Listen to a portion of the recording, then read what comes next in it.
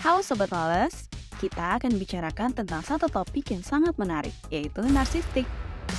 Narsistik atau yang lebih dikenal dengan gangguan kepribadian narsis adalah sebuah pola perilaku atau kepribadian yang sangat terfokus pada diri sendiri dan merasa lebih penting daripada orang lain.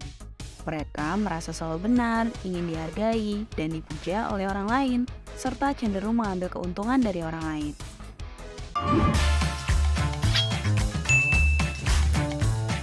Halo Sobat Males, selamat datang di Males Baca. Males Baca merupakan media untuk membantu kawan-kawan memahami berbagai kisah, berita, ataupun peristiwa yang terjadi pada masa lalu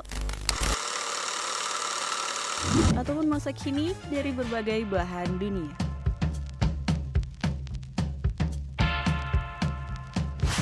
Kalian tahu gak sih, dalam mitologi Yunani kuno, ada seorang pemuda tampan bernama Narcissus yang sangat menyukai dirinya sendiri. Dia terkenal karena kerupawannya dan sering membuat banyak orang jatuh cinta padanya. Namun, meskipun banyak orang yang menyukainya, Narcissus justru menolak semua perhatian dan cinta yang diberikan kepadanya. Nah, suatu hari, Narcissus pergi ke sebuah danau dan melihat bayangan dirinya di dalam air. Dia merasa sangat terpesona dengan kerupawanannya sendiri sehingga dia jatuh cinta dengan bayangannya sendiri. Narcissus kemudian terus mengunjungi danau itu setiap hari hanya untuk melihat bayangannya sendiri. Namun sayangnya, kecintaannya terhadap bayangannya sendiri membuatnya kehilangan kemampuan untuk mencintai orang lain. Akhirnya, Narcissus mati karena kesedihan karena tidak dapat memenuhi kebutuhannya sendiri dan hidup hanya untuk melihat bayangannya sendiri. Meskipun demikian, legenda mengatakan bahwa dari jasadnya yang membusuk, tumbuhlah bunga-bunga cantik yang kemudian dikenal sebagai bunga Narcissus. Kisah Narcissus menjadi sumber inspirasi untuk istilah narsistik yang digunakan dalam psikologi modern. Ada mitos bahwa orang yang narsis selalu terfokus pada diri sendiri dan seringkali meremehkan perasaan atau kebutuhan orang lain. Mitos ini telah berkembang sejak zaman kuno dan masih bertahan hingga saat ini. Sebelum lanjut ke pembahasan, jangan lupa klik tombol subscribe dan aktifkan notifikasinya agar tidak ketinggalan seri-seri selanjutnya. Banyak orang yang percaya bahwa mereka harus memiliki kepercayaan diri yang tinggi dan merasa istimewa untuk mencapai kesuksesan dalam hidup mereka.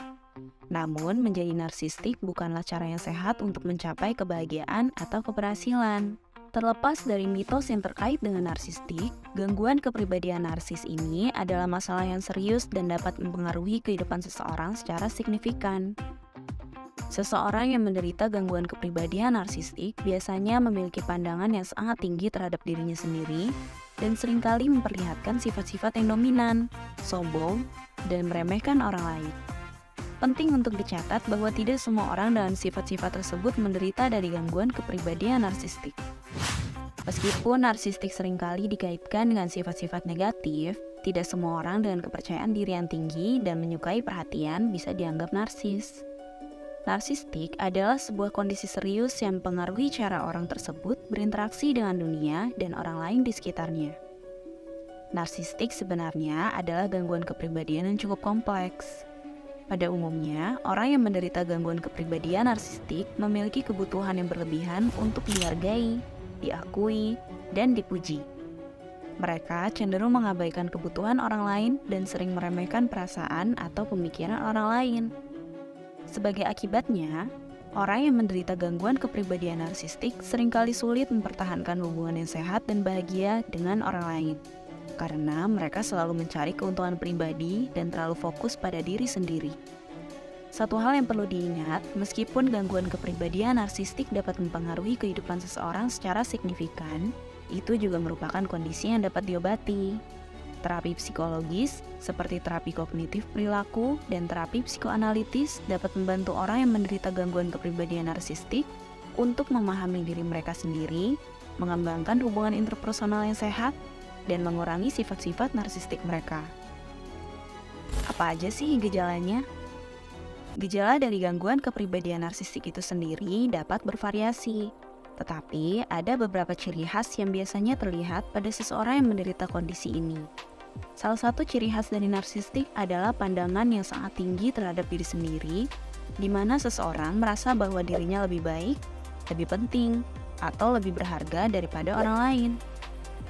Orang yang menderita gangguan kepribadian narsistik juga cenderung mempunyai rasa sombong dan meremehkan orang lain.